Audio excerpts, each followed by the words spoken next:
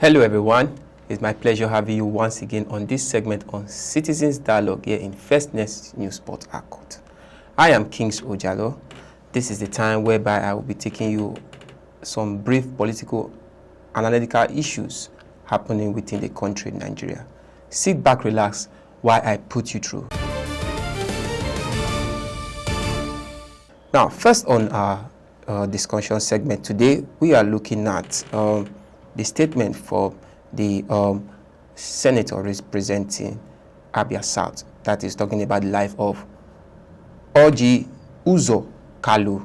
Now, saying, secure your state for Tinubu, Orji tells Nigeria governors. Secure your state for Tinubu, Orji Kalu tells Nigeria governor. Now, he made this statement concerning the 2027 general election and national security during the New Year visit to the APC chairman in Ebonyi State. Kalu remarked primarily centered to two-term history support for President Bola Tinubu re-election and his challenge to state governor regarding security. Now, this is an event which took place in Ebonyi State, which was also hosted by the APC chairman of that state. Now, we are looking at the key statements concerning Tinubu in coming 2027 from the life of Orji Kalu. Now, support for re-election. What is the remark of Kalu's support for Tinubu re-election in coming 2027? Now, he said, Kalu pledged his full commitment to President Tinubu 2027 re-election bid, stating he will lay his heart on the field to ensure the president wins Abia State. Now, this is coming from the senator himself, and also he was once a governor in that same state, which we all could tell. Now, he has said he has made up his mind and he has laid his heart on the field to ensure the president comes out as president once more in 2027. How huge is that? Now, this is someone who has really made commitment in supporting the president in this presidential legacy once more. Now, let's look at his takeover in Abia State.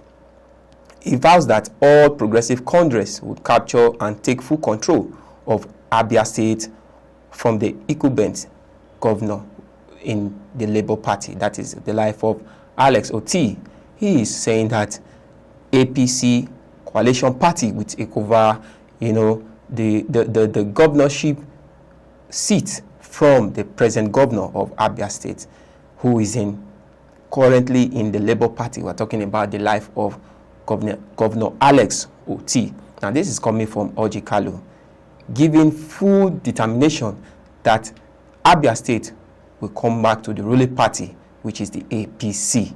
Now, let's look at other aspects, that is Tinubu versus Tinubu in the scenario of Orji Kalu. Now, he said, Kalu claims there is no serious opposition to the president in 2027. Now, he is saying that no other party, no other coalitions could match the determination and the rate at which APC is ready to emerge, as presidency, which is talking about the life of the current president of Nigeria, President Bola Tinubu, saying that no one in this country, no coalition party could stand the rate at which APC is ready to take over power coming 2027. Now, he claimed there is no serious opposition to the president in 2027, describing the race as Tinubu versus Tinubu, saying that it is Tinubu versus Tinubu. No other person stands a chance to become president in the Federal Republic of Nigeria. Now, let's look at the challenges between him and other governors in terms of security challenges thereabout. Now, Kalu specified all state governors to stop shifting the blame for insecurity to the president and instead take primary responsibility for their own domains.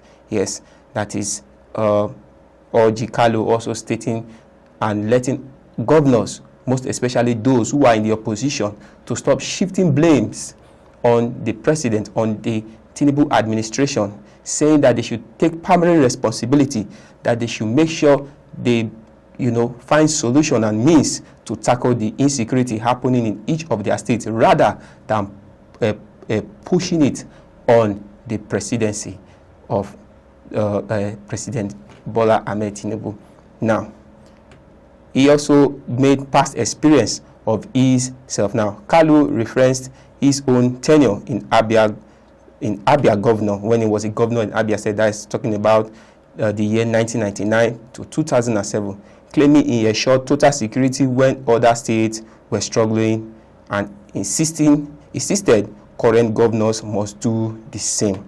Now, he is putting it to governors, most especially the current governor of Abia State, saying rather than yelling to the federal government or to the president about insecurity happening in the state, he should also follow his own footsteps when he was in power as at 1999 to 2007, that there was no security issues in his tenure as governor.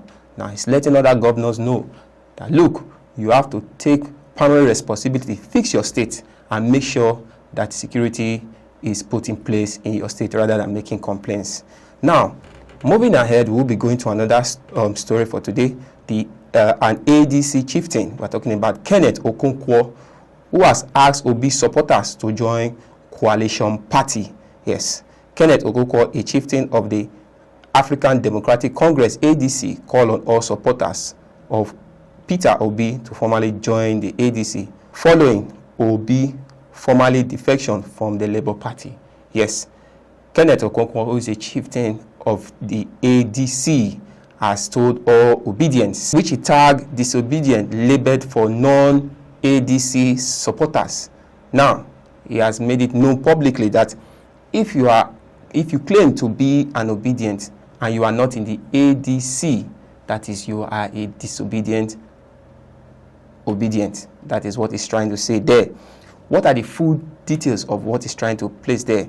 The ultimatum. Speaking in an interview, Okonkwo stated that any obedient who refused to register with the ADC can no longer claim to be true member of the movement. So if you claim you are an obedient, you must be a part of the ADC in order to show your loyalty of an obedient, supporting the former Anambra State governor, talking about the life of Peter Obi, who was once in the Labour Party, now defected to the ADC. Now, what are the new terms? He also labeled some new terms before you can join this coalition system, coalition party. He labeled those who remain outside the party as obedient, urging that the failing to follow Obi to his new political platform amount to disobedience to the movement's current direction. Okay, now let's look at some context. We are looking at official exit of the former Anambra State governor, and also reasons of his move to the ADC. Now, why the official exit? Obi officially left the Labour Party and joined ADC. That is December 31st, 2025, during a high-profile event in Nike Lake Resort in Enugu. Now, reasons for the move. Obi stated the defection was a strategic step building a unified opposition coalition to rescue Nigeria in coming 2027 general election. Now, he has let everyone know that his purpose of leaving the Labour Party and joining the ADC was to build a strategic step towards building a unified opposition to rescue Nigeria. Yes, he has made claims that his purpose of joining ADC was to build strong coalition in order to bring down the administration of the APC and the ruling party that the president belongs into, making sure that he steps the current administration down in order to rescue Nigeria from its current crisis. Now let's look at the coalition leadership. What is the coalition and who is the current leader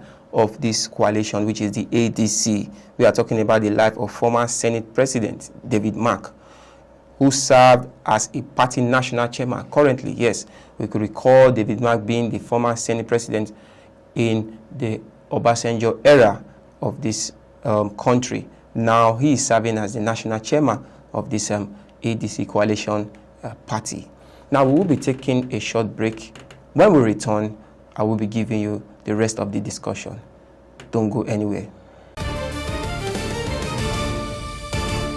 Welcome back to this segment of Citizens Dialogue. I remain your humble host, Kings Ojalo.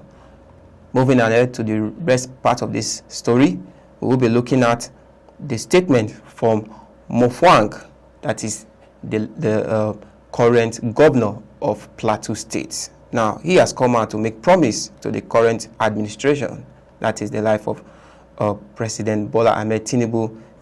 Mofwang formally resigned from the PDP on December 2025 and received his APC membership card from the state chairman, Yusuf Bature, on Friday, January 2nd, 2026. Now, what are the promises and why did he make this promise? The governor declared his total loyalty to the president, vowing to mobilize 1 million votes for Plateau State to ensure president's victory in coming 2027 general election. Now, let's look at the reasons why did he leave the PDP. Mofwang cited undeniable structural problems and escalating crisis within the PDP as a primary reasons for his defection. Now, we can recall the crisis happening in PDP, the crisis between the Wike subgroup and also the current PDP national chairman, talking about the life of Turaki, and also the Oyo state governor, talking about the life of Seyi Makinde and thereabout. And that is all I have for you on this segment on Citizens Dialogue. Many thanks for being with me. It's a bye for now.